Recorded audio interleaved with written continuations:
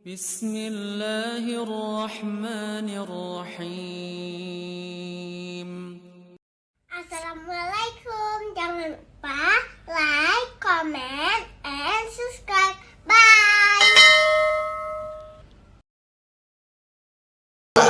Apa maknanya ya rahmati Allah? Bulan puasa ini bulan mustajabnya doa. Maka jangan kita lewatkan waktunya kecuali kita minta kepada Allah Subhanahu wa taala. Minta kepada Allah. Allah janjikan apa yang kita minta dikabulkan oleh Allah Subhanahu wa taala. Dikabulkan. Ud'uni astajib lakum. Kalau kita pergi ke Ka'bah, itu di pintu Ka'bah itu tertulis. Itu ayat-ayat pilihan yang tertulis di pintu-pintu Ka'bah.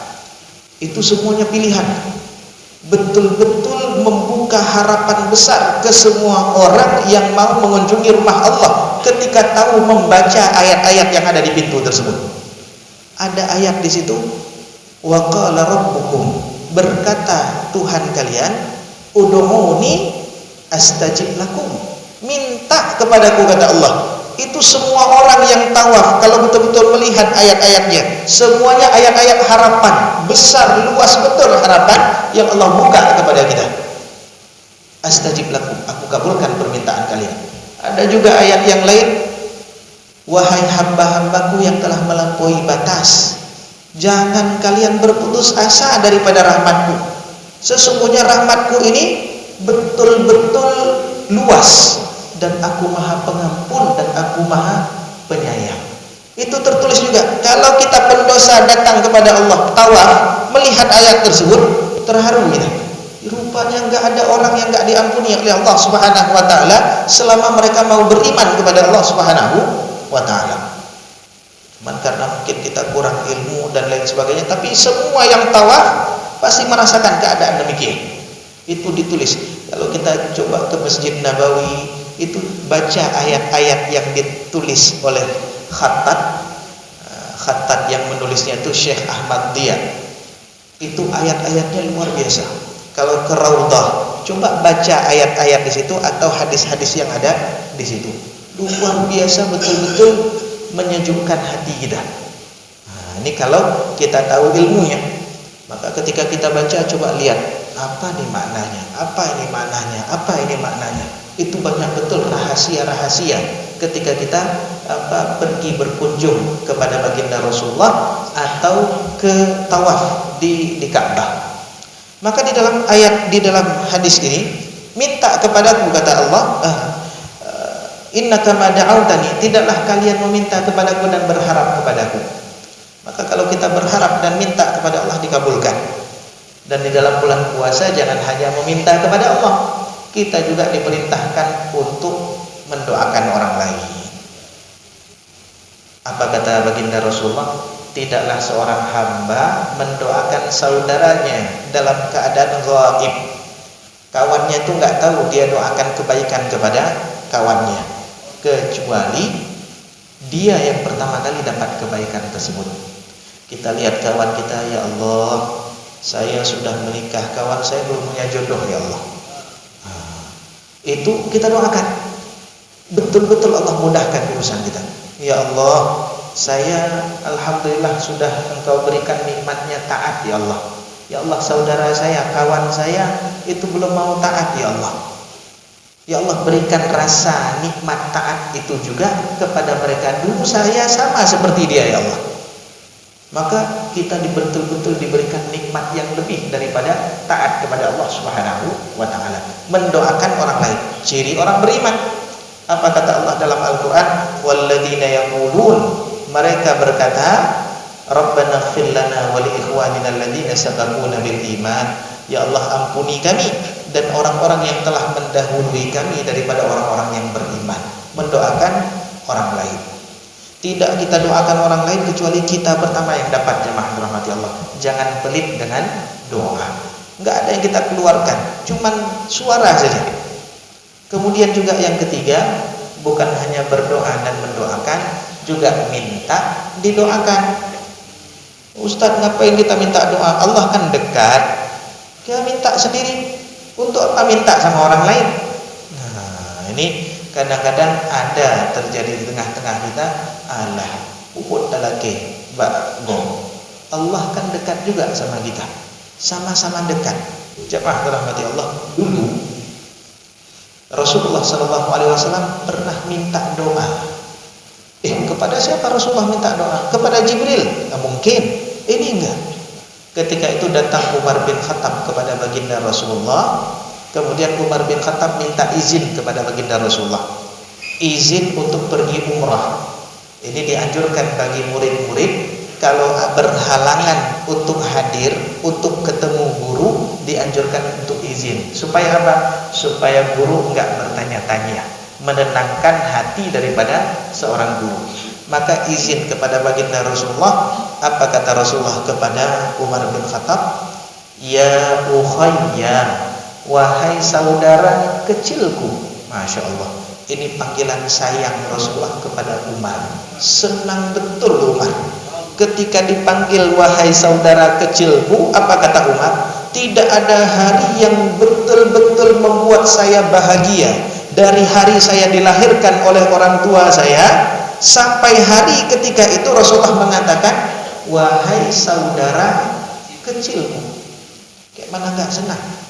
Coba misalnya datang presiden ke tempat kita, saya punya kawan dekat di sini. Itu Masya Allah, senang betul gitu. Ini bahkan Umar bin Khattab, kalau diganti kalimat tersebut dengan nikmat dunia, saya lebih pilih kalimat tersebut. Apa kata Rasulullah setelahnya? Rasulullah mengatakan, la tansana min salihi du'aik. Wahai Umar, jangan lupakan kami daripada doa-doa salehmu. Rasul minta doa kepada sahabat. Siapa yang lebih utama? Rasul atau sahabat? Tentu Rasul lebih utama. Dimaksum, dijaga daripada kesalahan, paling dekat sama Tuhan, tapi minta doa kepada seorang sahabat yang statusnya sepakat semua orang lebih rendah daripada Nabi dan Rasul. Tapi minta doa kepada Umar bin Khattab. Kita gak mau minta doa dengan sesama kita, bilang lagi kayaknya lebih soleh saya daripada dia. Itu kita. Padahal kita nggak tahu siapa yang lebih afdal di antara kita. Tapi nggak berani, nggak mau minta. Kenapa? Merasa kayaknya saya lebih soleh. Ini merasa lebih soleh ini hati-hati jemaah dirahmati Allah. Bisa-bisa digugurkan semua pahala-pahala yang pernah kita kerjakan. Ini kalau merasa diri lebih daripada orang lain. Dan pernah diceritakan oleh baginda Rasulullah Sallallahu Alaihi Wasallam tentang orang yang terkenal dengan solehnya, satu lagi terkenal dengan jahatnya. Si soleh ini ketika berjalan semua orang ikut, pakaiannya bagus, wangi. Orang yang terkenal dengan jahat ini semua orang kenal dia penjahat. Tapi ketika orang soleh ini berjalan, diikuti oleh rombongan ramai, orang yang ahli maksiat ini duduk di pinggir jalan, teringat untuk kembali kepada Allah. Langsung masuk barisan orang soleh. Karena saking pingin taubat kepada Allah, masuk ke barisan orang soleh, jalan cepat-cepat ya. Ketika jalan cepat-cepat, rupanya berada pas di samping ahli taat nih, di samping orang soleh. Ketika berjalan beriringan, apa yang terjadi? Si orang soleh ini, bos penjahat samping saya, nggak sudi dia. Kan kita kadang-kadang juga malu jemaah rahmati Allah. Ketika kita duduk di tempat, rupanya preman atau rupanya siapa di samping saya, kok dia duduk di samping saya. Akhirnya kita jaga jarak. Apa yang dilakukan orang ini? Percepat langkahnya ke depan. Si ahli maksiat ketika sadar dia berada di samping orang yang taat ini, teringat banyak kali dosa saya, nggak bagus, nggak layak saya jalan di sini. Dia perlambat langkahnya. Allah berfirman, Allah lihat, innahuma yasta'nifani min jadid, kata Rasulullah. Wahai malaikat, dua orang ini mulai lagi dari nol. Yang taat gugur ketaatannya dari nol gara-gara sombong, yang maksiat gugur semua dosa-dosanya gara-gara taubatnya kepada Allah Subhanahu wa taala. Hati-hati, jangan merasa lebih hebat, lebih baik daripada orang lain. Jangankan kepada manusia, Uwais Al-Qarni saja kepada binatang. Ketika makan digonggong sama anjing, Uwais bilang sama anjing, kul mimma yalik wa ana akul mimma yalini. Makanlah apa yang ada di dekatmu, dan saya makan apa yang ada di dekat saya. Tidak ada kelebihan keutamaan diriku atas dirimu kecuali kalau aku meninggal dalam keadaan beriman. Tapi kalau aku nggak meninggal dalam keadaan beriman, tentu menjadi kamu lebih baik. Kalau meninggalnya nggak beriman, menjadi anjing lebih baik, jemaah rahmati Allah. Bahkan lebih hina daripada anjing, nggak apa-apa juga. Kenapa? Kalau meninggal nggak dalam keadaan beriman. Maka ketika hidup kita nggak pernah tahu siapa yang lebih afdal daripada kita. Berapa banyak kata Rasulullah, rubba ash'ath akhbar madfu'un bil abwab law aqsama 'ala Allah la abarrah. Berapa banyak orang yang pakaiannya lusuh, rambutnya acak-acakan berdebu, ditolak oleh orang-orang ketika datang ke pintu-pintu rumah. Tapi apa kata Rasulullah? Law aqsama 'ala Allah. Kalau orang ini angkat tangan minta sama Allah, tunai Allah berikan. Tunai Allah berikan. Inna lillahi ibadan. Sesungguhnya Allah punya hamba-hambanya yang apabila hamba tersebut berkeinginan, hamba tersebut meminta, Allah langsung berkehendak. Ada hamba-hambanya, dan umumnya mereka orang-orang yang dianggap lemah oleh manusia. Pernah ketika Abu Bakar berjalan bersama Abu Sufyan. Abu Sufyan waktu itu menjadi panglima kaum musyrikin dalam memusuhi Islam sebelum Abu Sufyan masuk Islam. Ketika berjalan didampingi oleh Abu Bakar orang beriman karena ingin melobi Rasulullah ketika itu. Maka ketika lewat, duduk di samping, melewati 3 orang sahabat yang terkenal dengan kesalehan dan kerendahannya. Bilal bin Rabah mantan budak, Salman Al-Farisi mantan budak, Suhaib Ar-Rumi mantan budak. 3 ini kelas bawah dalam strata kehidupan, enggak dipandang. Ketika duduk bertiga ini, lewat Abu Sufyan, ditegur. Apa kata sahabat-sahabat yang 3 ini? Sesungguhnya pedang-pedang Allah belum mengambil haknya atas dirimu, wahai Abu Sufyan. Karena gara-gara dia memimpin kaum musyrikin, banyak kaum muslimin yang terbunuh. Maka ketika itu ditegur sama sahabat ini, kalau sesungguhnya pedang-pedang Allah belum mengambil haknya. Yaitu hak pedang ini apa? Kamu, wahai Abu Sufyan, penyebab semua orang daripada kaum muslimin banyak yang meninggal. Tiba-tiba Abu Bakar As-Siddiq marah kepada 3 orang ini. Apa kata Abu Bakar? Cukup, tutup mulut kalian. Apa kalian nggak tahu dia ini merupakan pembesar daripada suku kita, dari Quraisy juga, suku kita, tapi nggak beriman. Pengen ketemu sama Rasulullah. Ketika sudah ketemu sama Rasulullah, pergi pulang. Abu Bakar nggak enak hati. Tanyalah ke Rasulullah, wahai Rasulullah, tadi saya jumpa kawan-kawan kita. Kawan kita mengatakan sesuatu kepada Abu Sufyan. Kemudian saya marahin mereka. Apa kata Rasulullah? Lain aghdabtahum laqad aghdabta rabbak. Kalau kamu buat mereka marah, wahai Abu Bakar, Allah murka sama kamu. Itu orang yang dianggap lemah. Maka jemaah dirahmati Allah, minta doa kepada orang-orang. Siapapun itu minta doa. Siapapun itu minta doa. Nggak salah kalau kita minta doa kebaikan daripada orang-orang. Apalagi orang-orang yang dipandang rendah di masyarakat. Karena kebanyakan ahli surga itu adalah du'afa, orang-orang yang dianggap lemah.